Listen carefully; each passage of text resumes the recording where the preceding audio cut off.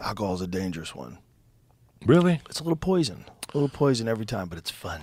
You know, I always feel bad that I don't drink. Health. Well, I feel horrible that I don't drink. Why? I wish I could be sociable and have a red wine, Joe. I wish I'd go to dinner with you. Yeah, but it doesn't matter. Oh. No one cares. It doesn't matter. Joe, I grew up in the 70s. I know. Where you walked into somebody's house and people just gave you a drink. Mm-hmm. Hi, Joe, do you want Would you bourbon? like a drink? Yeah. They don't ask. In the 70s, they didn't ask. They took 2 cubes. How cool were those tables? Yeah. Like Sinatra. Yeah. Dean, what's his name? Do you know when you do the Tonight Show, they would have a cart? They would pull a fucking bar cart into your green room? Into your dressing room. Would you like a drink? When I did the Tonight Show with Jay Leno, he gets you booze before you go out there. I didn't know that. Yeah, he wants everybody to be laughing. Listen, have a good time. What's a joint Relaxed. or fucking, yeah. Exactly. Do you see what Laughing Gas said? I'm sure Mar probably smokes before. Well, he definitely smokes on his podcast. Does he? Jesus Christ, Joey. What do you got there? I'm so terrified of that bag.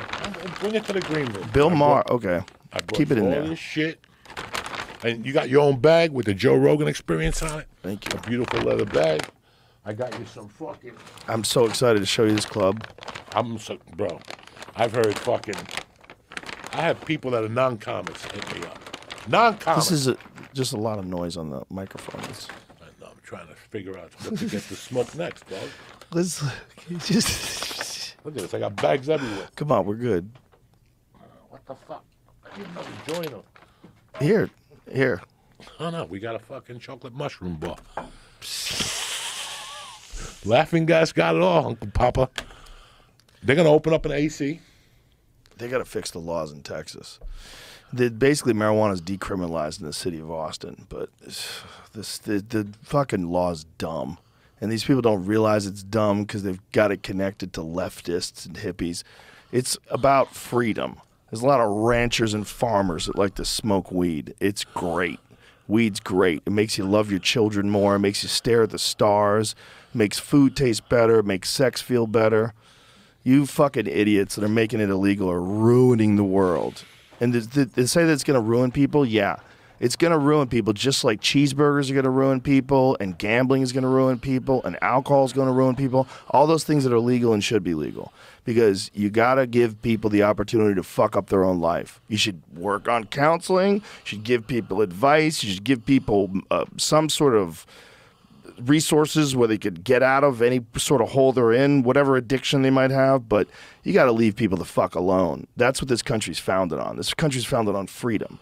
And if you don't have the freedom to choose what you put in your own body, especially when we're talking about something that is beneficial medically, psychologically, physically, not physically addictive, doesn't kill anyone, the only way you die from it, you literally have to do something stupid because you're high. If I haven't died from it, ain't nobody going to die from marijuana, okay? Knock it the fuck off. The only time you die is a fucking brick of marijuana falls out of the sky and hits you in the head. But we're still dealing with a bunch of goofy laws. And I think they keep these laws goofy on purpose. They keep the culture war going because it's an easy distraction from other things. Now, The more Texas doesn't things gamble either, right? What's that? You don't gamble either, right, Jamie? There's some gambling here, right? They're like poker rooms. Yeah. Okay, but not like... Not a casino. There might Casinos be one are somewhere in the state. Magnets for sick people. You know, when you go to those casinos in like Connecticut, you're like, Jesus Christ, there's so many people that are just sick. A lot of people having a good time, just out on a date. Let's go to the casino, play a couple of hands of blackjack. Seems like a good time. But there's a lot of just sick fucking gambling junkies in there. Just lost. When you see them and they have their wheelchairs and they got the oxygen mask and they're smoking they're still a cigarette in smoking. the casino, you're like, wow. You see a lot of those. Different strokes for different folks. Hey, you How got to about- let people do that if that's what they want to do. How about the chick last week that was winning so much money she just started pissing at the casino? I saw that. Did you see that? That girl just pissed on the fucking Pissed seat on the fucking floor. while she was playing slot machines. Bro, she didn't ain't even losing that move. chair. She was on the phone. She didn't dry her monkey either. What a crazy bitch. That's disgusting. That's a I don't mind crazy if you bitch. pee. Even me, when I pee in the bottle, I have a little tissue to dry the helmet off. Maybe she was on Xanax. Yeah, this is her. She seems kind of hot, too. She looked hot from the side. And just pissing. So ridiculous. That lady's wild. It's crazy though. Imagine that you. It's not uncommon. Not that uncommon. Hold on. Scroll up. Scroll. Look at this. Regardless of the video's legitimacy, urinating on casino floors isn't as uncommon as one might think. 2000. Oh, many people probably did it. Oh, they had adult diapers. This guy said that Arnie Wexler, a recovered problem gambler who operated a New Jersey-based gambling hotline and counseling service at the time, told the Louisville Courier-Journal that many heavy gamblers don adult diapers to avoid having to leave a slot machine or gaming table. If they don't come prepared, he said, they just pee in the seat. Oh, my God. You dirty fucks. You imagine walking in a casino, you just smell piss. You just know so many people have been pissing on the floor. You could smell it. Oh, I don't know if I'm ready for diapers. I don't know, dog. Well, if you pee in your pants, you gotta leave that shit on. What would you rather have, diapers or be paralyzed? I'll take diapers. You gotta just deal with it. It is what it is. You know, you can only control what you can control. But you gonna tell me you're gonna shit in a diaper and sit in it for 2 hours? I don't think the shit thing is as big of an issue. I think mostly it's a piss thing. Incontinence. You might be shitting your pants a little bit too. Depends on your digestive system and your diet. I mean, some people have gastrointestinal problems. It's horrible. That's the worst. There's a lot of problems out there in the world, though. Little babies die of leukemia. You know, a lot of problems. We're lucky as shit. We're alive and kicking in 2023, one of the most interesting times to be alive. And you and I grew up in a time where there was no internet. We got to experience this whole wave of change over the world. The erosion of faith in politicians and media is at an all-time high. People are just starting to wake up to how fucking insane this world is organized and run. And we're starting to realize that, hey, you know, this is almost over for whoever is listening to this. If you're listening to this and you're in your 40s, you're halfway there, kid. All right? If you're listening in your 20s, if nothing terrible happens to you, you don't accidentally overdose on fentanyl, you got a solid 60 years left if everything goes great. If you're taking care of yourself, maybe you'll make it to 90. Maybe. So I'm 55. So how much time do I have left? I'm pretty robust. 20. I work out a lot. 20. 20 years? That's it? Damn. I was hoping for like 100. After that, what I think I'd do 150. You really want to be alive to be 100? I think I'd get even better. I think I'd get even better about it at anything. I think if you could stay alive for longer, you'd make less mistakes. You'd understand yourself more. There'd be like a value that you could give to other people if you have energy. Like people can learn things from other people that have already experienced life. That's why we love hearing stories and hearing wise people talk about things. The more I experience life, the more I understand me and other people, and the more I talk to people, the more I understand people, the better I get at it, the better I get at life. I really, really, really believe that. And I think everybody does, sort of. Everybody does in their heart of hearts. I feel the same. As long as you don't give up. As long as you don't give up, as long as you don't get cynical, as long as you don't get hateful, if you could just stay positive and stay around loving people and be a good person and be someone that people like to be around, you can get better all the time. Like you keep getting better at being a human. You get better at podcasting. You get better at stand-up. You get better at everything. You once told me something really interesting. When you said that your biggest fear was turning old.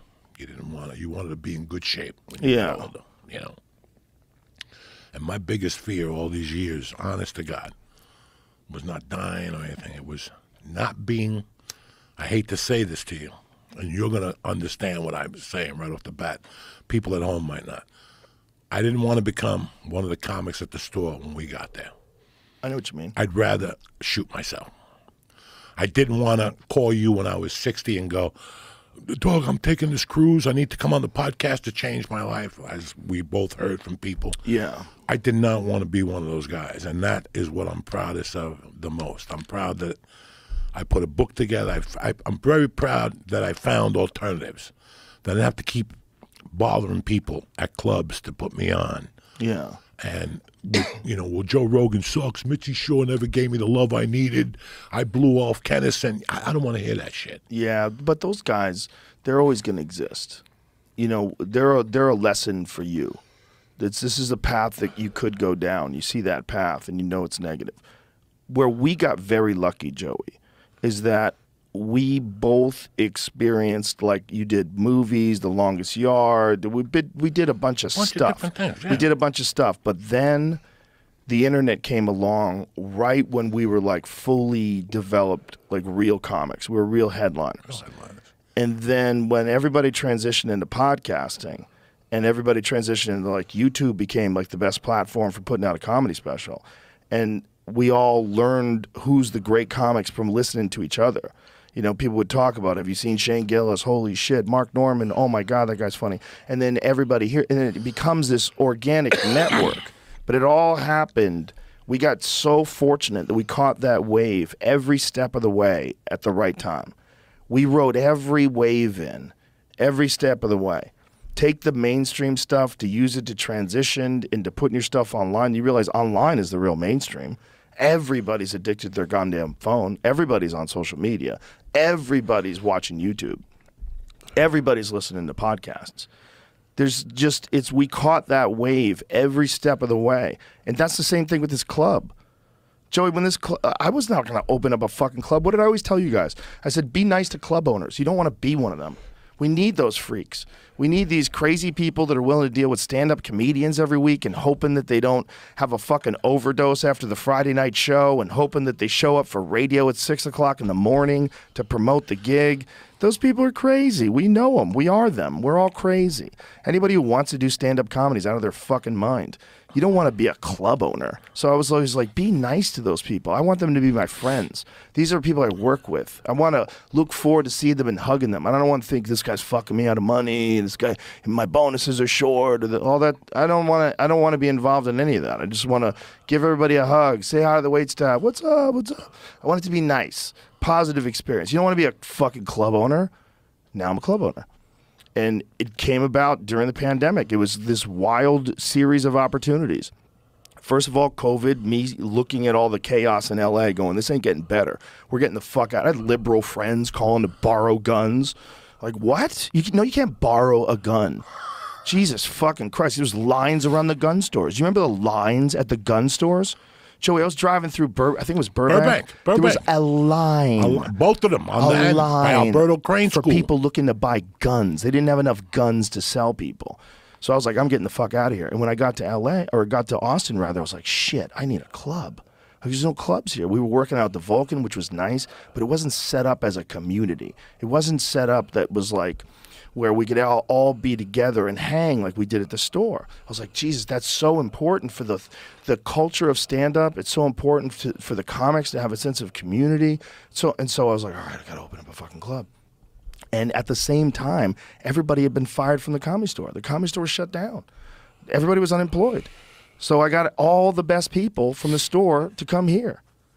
When I got Curtis and Adam and Eric and Jody and Jesus Christ, and Kerry Mitchell to run the bar, like, holy shit, man. It was like, this is the dream team. And imagine how many people were ready to leave. Bro, and Adam Egget, that guy's the fucking man. Everybody was ready to leave. And then they come here, and it's so beautiful, and people are so nice. And it all, like, every step of the way, it's like I rode this wave perfect. Subscribe to Biggest Influences today.